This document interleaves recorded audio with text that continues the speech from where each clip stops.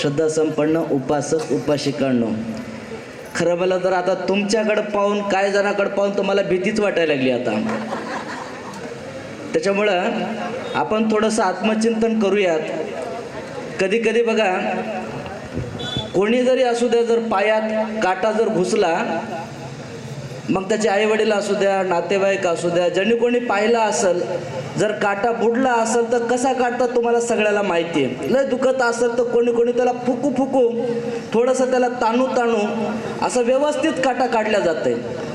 तसंच या उदाहरणावर मला एवढंच सांगायचं आहे की आपल्यामध्ये जर परिवर्तन करायचं असेल, आपल्यामध्ये जर बदल करायचा असेल, तर आपल्याला सुद्धा असं फुकू फुकू, म्हणजे विचारानं फुकू फुकू, बरं काय, आपल्याला चांगल्या पद्धतीचा एक विचार सांगून आपल्याला एकमेकांना सोबत घेऊन अशा पदावर घेऊन जायचं आपल्याला की बाबासाहेबांचं केलेलं कर्तव्य कार्य आपल्या डोक्यामध्ये असलं पाहिजे.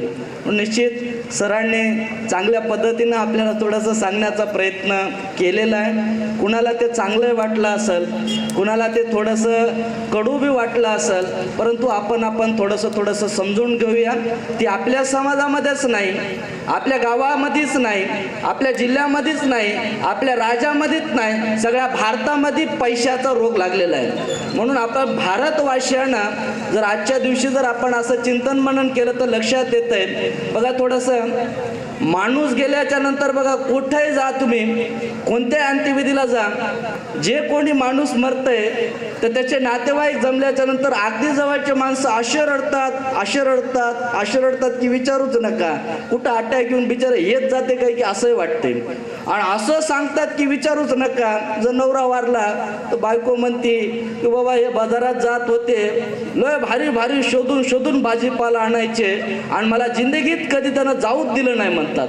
असे काही म्हणतात बघा. माणसं म्हणतात बायको अशी होती की मी ड्युटीला जायचो तर बस असं सांगायच्या आधी डबा तयार करायचे, मग देऊ का न देऊ, तिच्या मनाला माहीत त्याला माहीत, पण म्हणायचं ती बी म्हणते.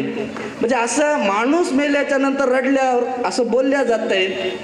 एवढंच नाही, 5, 10, 15 वर्ष झाले आणि ते जर माणूस गेला आणि आजूबाजूला जर विचारलं हे माणूस कोण होता जरा सांगा, तर ते सुद्धा डोसकं खाजीवतंय. म्हणजे या निमित्तानं मला एवढंच सांगायचं आहे की आज डॉक्टर बाबासाहेब आंबेडकर आपल्यामधून निघून गेलेत, 69 वर्ष झालेत, तरी सुद्धा आज आम्ही बाबासाहेब किती मोठ्या स्वाभिमानानं आम्हाला शिकवलं जाते, हे मला या निमित्तानं तुम्हाला सांगायचं आहे. म्हणून आपलं आयुष्य जगत असताना असं चिल्लरपणाचं आयुष्य जगू नका.